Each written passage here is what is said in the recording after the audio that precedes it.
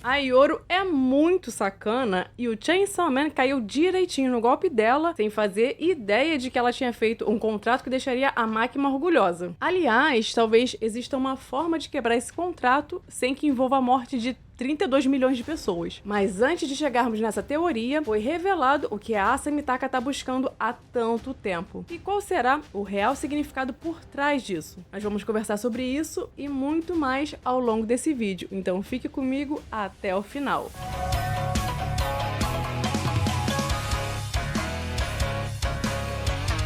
Olá, sejam bem-vindos! Eu sou a Renata e hoje vamos conversar sobre o capítulo 216 de Chainsaw Man. Se você puder apoiar meu trabalho no canal, você pode fazer isso se tornando membro por apenas R$ 2,99 por mês. E claro, eu deixo aqui o meu muito obrigada a todos que já são membros do canal. Mas quem não puder, só de se inscrever, comentar, curtir o vídeo ou comprar os mangás do Chainsaw Man pelo meu link na Amazon já é uma grande ajuda. No final do capítulo passado, Denji criança e Asa se encontraram num plano onírico em uma espécie de sonho dentro de um beco, que é um lugar comum, tanto nos sonhos recorrentes da Asa, como também nos sonhos do Denji. E como a Asa havia dito que sempre esteve correndo atrás dela, esse capítulo começa com o Denji tentando entender quem era esse ela. Asa continuou correndo, Denji foi atrás, até que a Asa pisou numa galinha morta, assim como acontece no seu sonho recorrente. Saindo do mundo dos sonhos e voltando pra luta Chainsaw Man vs Yoro, por mais que o Potita também tenha ficado ferido, a Yoro levou a pior porque virou picadinho. Sua cabeça saiu rolando, mas logo ela se regenerou e estava pleníssima como antes. Enquanto Chainsaw Man puxou a cordinha do seu motor, Yoro disse que com isso, umas 4 ou 5 pessoas haviam batido as botas. E o que a Yoro quis dizer é que ela fez um contrato com o governador da Califórnia e ficou combinado que, desde que a Yoro não ataque a Califórnia, o povo de lá assumirá as suas mortes. No capítulo 84, a máquina revelou ao Kishibe que ela tinha feito um contrato com o primeiro-ministro do Japão, de modo que os ataques sofridos pela máquina se convertiam em danos aos cidadãos japoneses na forma de doenças ou acidentes. Então, isso praticamente tornava a máquina imortal. Mas ainda assim, o Denji conseguiu pensar numa forma de burlar esse contrato e conseguiu matar a máquina. E agora, a Yoro acabou fazendo um contrato muito semelhante com o governador da Califórnia, só que um pouquinho pior. Nesse contrato, desde que a Yoro não ataque a Califórnia, a população da Califórnia vai assumir as suas mortes. Ou seja, cada vez que a Yoro morrer, alguma pessoa da Califórnia vai morrer no lugar dela. Só que tem um detalhe que a população da Califórnia é de 32 milhões de pessoas. Em outras palavras, a primeira forma de acabar com o contrato dela seria simplesmente matar a Yoro 32 milhões de vezes, né? Coisa simples. E sabendo que agora ela tem uma vantagem absurda, ela até comentou com um certo desdém: quantas vezes mais você planeja me matar, Chainsaw Man? É claro que não é qualquer demônio que vai ter poder de barganha com uma autoridade tão poderosa. No caso da máquina, como ela era o demônio do controle, ela simplesmente obrigou o primeiro-ministro do Japão a fazer aquele contrato com ela. Já a Yoro é nada mais nada menos que o demônio da guerra, que agora tá muito overpower. Então, se ela quiser acabar com o estado da Califórnia, de Nova York, da Flórida, ou seja lá qual for, ela consegue fazer isso brincando. Então, foi só achar um governante inescrupuloso que aceitasse os termos do contrato. Ainda que uma parte da população morra, o estado da Califórnia vai ficar preservado. E de qualquer forma, eu não acredito que esse governador esteja contando que a Yoro vai ser morta 32 milhões de vezes, né? Mas as pessoas que morrerem vão ser tipo um dano colateral para um bem maior, que seria evitar o ataque do demônio da guerra na Califórnia. E o resto que lute, né? É claro que agora o demônio da guerra tem um contrato muito complicado de ser quebrado, tornando a Yoro praticamente imortal, assim como era a máquina, o que dificulta bastante a vitória do Chainsaw Man. E lembrando que se ele perder,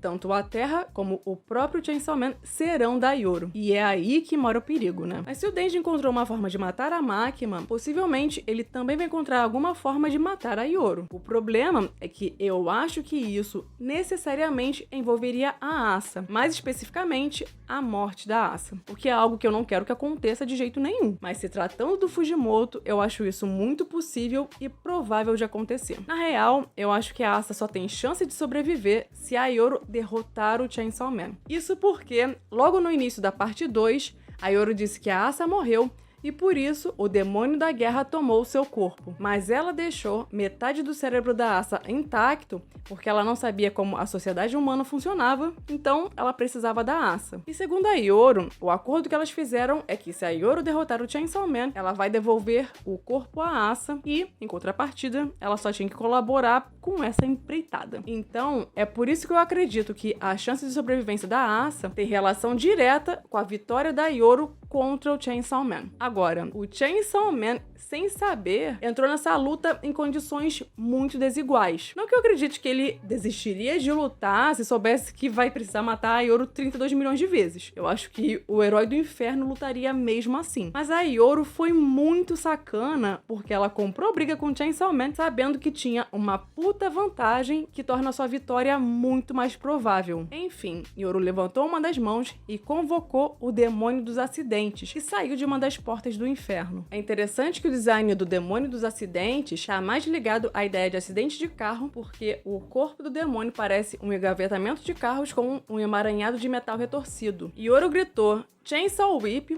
e logo em seguida o demônio dos acidentes foi transformado em uma arma que é tipo um chicote com várias rodinhas e pequenas lâminas que ficam girando como se fossem mini motosserras. Galera, eu não acho que o demônio dos acidentes seja um dos filhos da guerra, como é o caso dos demônios das armas nucleares, das armas de fogo e do tanque de guerra, que são uma espécie de desdobramento do conceito da guerra. Como eu disse no último review, como a Yoru desceu de uma das portas que leva diretamente ao inferno, eu acredito que ela foi buscar demônios aliados no inferno. Até porque, como eu já comentei com vocês, se a Yoru tem a intenção de submeter a humanidade a uma guerra infinita, não deve ser difícil que o demônio da guerra consiga reunir aliados, né? Já que com a guerra que ela almeja criar, o medo que a humanidade sente pelos demônios aumentaria e vários capetinhos se tornariam mais fortes. Então, pro povo do inferno, é um plano interessante. Mas como a Yoru deve ter conseguido aliados no inferno, talvez pelo fato de se tornarem aliados da Yoru, de alguma forma, eu acho que eles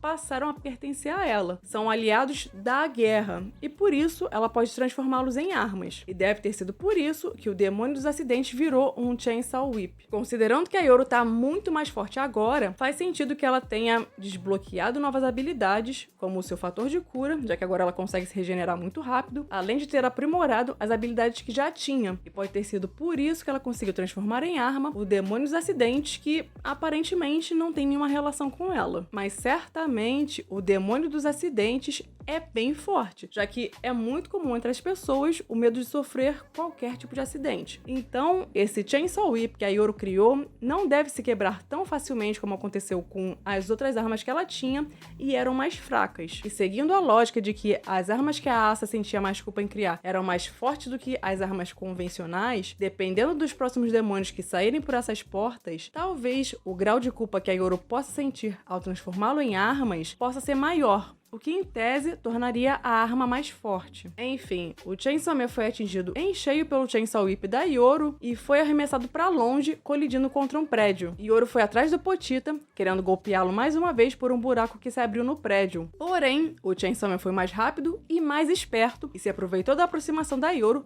para cortá-la novamente. E considerando que um figurante aleatório desabou do nada na mesa enquanto estava comendo, fica subentendido que a Yoru morreu mais uma vez, mas passa bem. Então, logo ela se recuperou, ela teve a sua cabeça decepada e o Chainsaw Man a matou novamente. Só que ele também foi atingido em cheio pelo Chainsaw Whip e também ficou ferido. Nesse momento, o mangá cortou de novo pro plano onírico, em que Asa e Denji estavam correndo sem parar e perseguindo uma pessoa misteriosa que parecia ficar cada vez mais distante. Ao que parece, como eu já havia comentado no review anterior, eu acho que agora estamos perto de descobrir o significado daqueles sonhos recorrentes da Asa. Como a Asa costuma sonhar que tá correndo por um beco, isso pode simbolizar que ela se sente em um beco sem saída, que ela não consegue escapar de alguma coisa, talvez um sentimento ou alguma situação. O chão cheio de galinhas mortas pode simbolizar as pessoas que a Yoru causou ou vai causar a morte, e são muitas delas. Então, a Asa pisando nas galinhas é como se fosse a Yoru pisando, massacrando os humanos cada vez mais. E no final do sonho, conforme a Asa se aproxima do fim do beco, a escuridão aumenta. Isso pode significar que a Asa sente que tá se perdendo dentro da Ioro, já que a Ioro estaria dominando cada vez mais o seu corpo. E vai ficando mais escuro porque a Asa estaria se afundando de vez nessa situação, já que a Ioro estaria preponderando dentro dela. Contudo, também é válido trabalharmos com a hipótese de que não necessariamente isso se trata do mesmo sonho recorrente da Asa. De uma forma ou de outra, ela tá sempre correndo e parece estar perseguindo algo ou alguém. Mas diferente dos seus sonhos recorrentes, dessa vez tem poucas galinhas mortas no chão, ela não tá correndo rumo à escuridão, mas sim na direção da luz, e o Denji também tá presente. E pode ser que o cenário tenha se alterado um pouco, justamente por causa da presença do Denji. Talvez acontecendo algo parecido com aquela memória do Aki brincando na neve com o Denji, que acabou substituindo o irmão do Aki em sua memória original. E se for algo do tipo, a perspectiva não é muito favorável considerando o que aconteceu com o Aki. Mas nos dois casos, eu acho que a presença do Denji nos sonhos pode representar o impacto que ele teve na vida de Aki e Asa. No capítulo passado, Denji havia perguntado o que Asa estava fazendo e ela explicou que precisava ir até um lugar específico porque Asa sempre esteve correndo atrás dela. E esse capítulo revelou o que a Asa está buscando há tanto tempo. Asa gritou "Mãe!" para a pessoa que ela estava perseguindo, que subitamente parou de correr e olhou para trás. E uma coisa que me chamou a atenção foi que a mãe da Asa tá na mesma posição que a Asa na capa do volume 20, o que pode ser uma mera coincidência ou pode ter algum significado oculto. De qualquer forma, a aparição da mãe da Asa fez alguns gringos lembrarem que a Ioro já disse que os filhos são propriedade dos pais, o que gerou a interpretação de que a Asa pode ter sofrido algum tipo de abuso pela mãe. Eu não sei se é bem isso, mas o que sabemos é que a Asa se sente muito culpada pela morte da mãe. No flashback em que foi mostrada a morte da mãe da Asa, ela comenta que sempre tropeça nos momentos mais importantes. Nesse dia, Asa e a mãe estavam fugindo do demônio do tufão quando a Asa parou para resgatar um gatinho que estava machucado. Ela tropeçou, a mãe empurrou a Asa para longe e nisso, um carro que estava voando atingiu a mãe em cheio e ela acabou morrendo. O fato de Asa querer encontrar a mãe é bem compreensível porque ela sente muita saudade dela. E eu acredito que a Asa fique correndo atrás da sua mãe justamente porque ela se sente culpada pela sua morte, o que foi algo bem marcante e traumatizante para Asa. Uma possibilidade é que essa seja a personificação da culpa da Asa, assumindo a forma da sua mãe por ela ter sido a primeira pessoa que ela matou. E é interessante notar que Denji e Asa em seus sonhos constantemente correm pelos becos perseguindo os próprios familiares, cujas mortes continuam os assombrando ao longo do tempo através do trauma e da culpa. Como eu já disse na semana passada, eu prefiro acreditar que o encontro de Denji e Asa no beco no mundo dos sonhos funcione como uma metáfora para o desejo de ambos de escapar do sofrimento, dos traumas e das dores constantes que eles carregam. Essa saída parece sempre fora do alcance se vista de forma individual, mas talvez juntos eles possam finalmente encontrar o caminho. Enfim, para finalizar o vídeo, eu tenho as minhas dúvidas se esse contrato da Ioro com o governador da Califórnia também beneficia a Asa. Inclusive, eu desconfio que a brecha desse contrato seja justamente a Asa. Se as duas continuarem sendo indissociáveis até agora, ainda que a Ioro morra, ela volta à vida por causa do contrato. Mas e se a Asa morrer?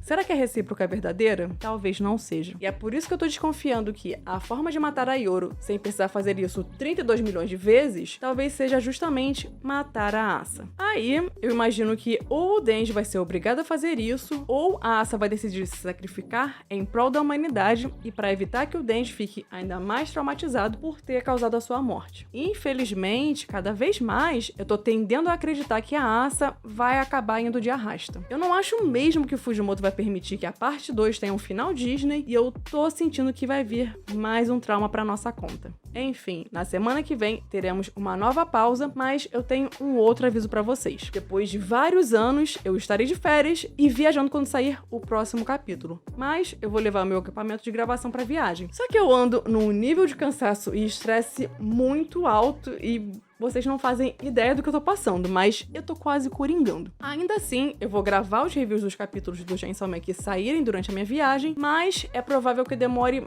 mais do que o normal pra postar os vídeos. Até porque eu preciso aproveitar a viagem e dar uma descansada, senão eu vou acabar tendo um burnout. Bom, o aviso foi dado, e se você curtiu o vídeo, capricha aí no like e se inscreve no canal caso ainda não seja inscrito. E se puder, se torne um membro do canal, porque isso vai me ajudar bastante. E ative as notificações para que você seja avisado assim que sair o próximo review. Bom, esse foi o vídeo de hoje, eu vou ficando por aqui. Até breve!